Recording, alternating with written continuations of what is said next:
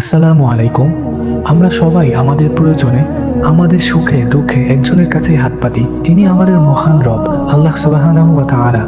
আমরা দোয়া করি, কিন্তু কখনো কি আপনার মনে হয়েছে আমার দোয়া কি আল্লাহর কাছে পৌঁছাচ্ছে? আমি কি সঠিক নিয়মে আল্লাহর কাছে চাইতে পারছি? কেন আমার দোয়া কবুল হচ্ছে না? এই ভিডিওতে আমরা দোয়া কবুলের সেই গোপন রহস্যগুলো উন্মোচন করার চেষ্টা করব।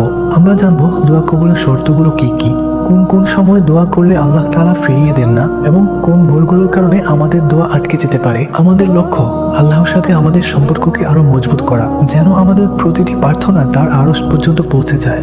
দোয়া করার আগে আমাদের অন্তরে এই বিশ্বাস স্থাপন করতে হবে যে আল্লাহ আমাদের দোয়া শোনেন এবং তিনি উত্তর দেন। তিনি নিজেই তো আমাদের সেই প্রতিশ্রুতি দিয়েছেন। পবিত্র কোরআনে সূরা আল বাকারা 186 নং আয়াতে আল্লাহ তাআলা বলেন, আর আমার বান্দারা যখন আপনার কাছে আমার ব্যাপারে জিজ্ঞাসা করে, তখন বলে দিন, আমি তো কাছেই আছি। আমি প্রার্থনাকারীর প্রার্থনা কবুল করি যখন সে আমাকে ডাকে। চিন্তা করে দেখুন, যিনি আসমান ও জমিনের মালিক, তিনি নিজে আমাদের বলছেন তাকে ডাকতে, এবং তিনি সাড়া দেবেন। এর চেয়ে বড় আশ্বাস আর কি হতে পারে?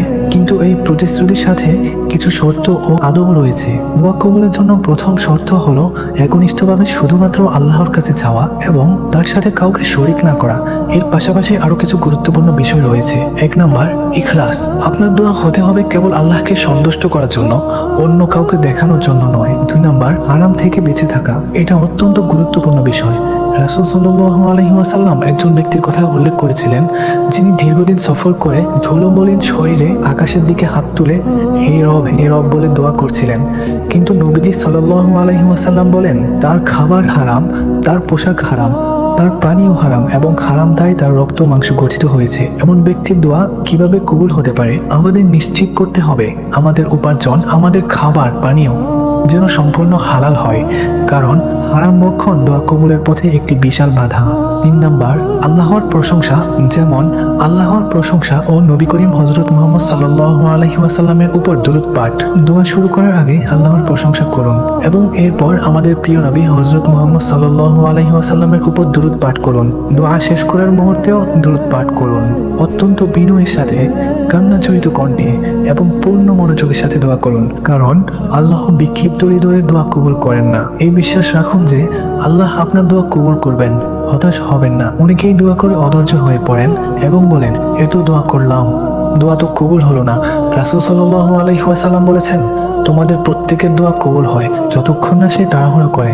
দোয়া কবুলের সেরা সময়। আল্লাহ তাআলা কিছু বিশেষ সময় এবং অবস্থায় বান্দার দোয়া কবুল করার সম্ভাবনা আরো অনেক বাড়িয়ে দেন। তাহাজ্জুদের সময়, রাতের শেষ তৃতীয় অংশে আল্লাহ তাআলা দুনিয়ার আসমানে নেমে আসেন এবং বলতে থাকেন, কে আছো আমাকে ডাকবে, আমি তার ডাকে সাড়া দেব।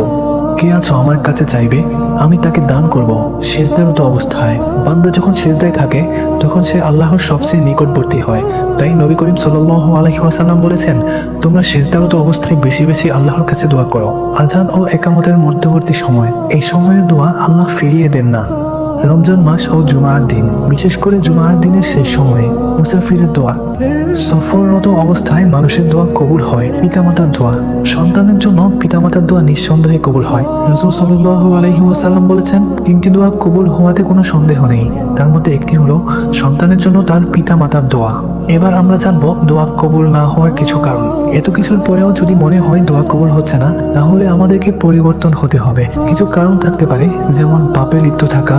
নিয়মিত পাপে লিপ্ত থাকা ব্যক্তির দোয়া কবুলের পথে বাধা সৃষ্টি করে।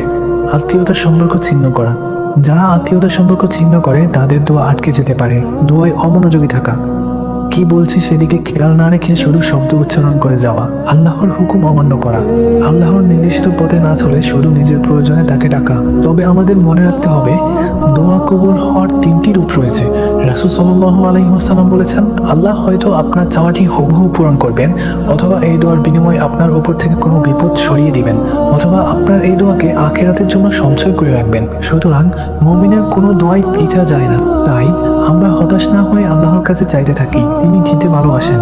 হয়তো আমাদের চাওয়ার পদ্ধতি ভুল ছিল, হয়তো আমাদের আন্তরিকতার অভাব ছিল। আজ থেকে আমরা চেষ্টা করব দোয়ার প্রতিটি শর্ত ও আদব মেনে পূর্ণ বিশ্বাস ও ইখলাসের সাথে আমাদের প্রয়োজনগুলো আল্লাহর কাছে পেশ করব। আল্লাহ আমাদের সবাইকে সঠিকভাবে দোয়া করার এবং তার নৈকট্য লাভের তৌফিক দান করুন। আমিন।